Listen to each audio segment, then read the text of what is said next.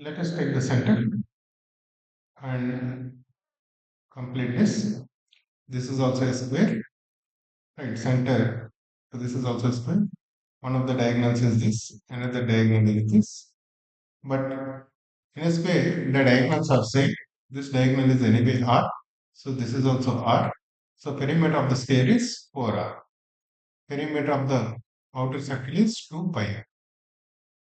So ratio is 2 pi r by 4, which is equal to 5 by 2. This is such a nice problem. We don't need to calculate sides of the outer square and then radius of inner circle, etc. etc.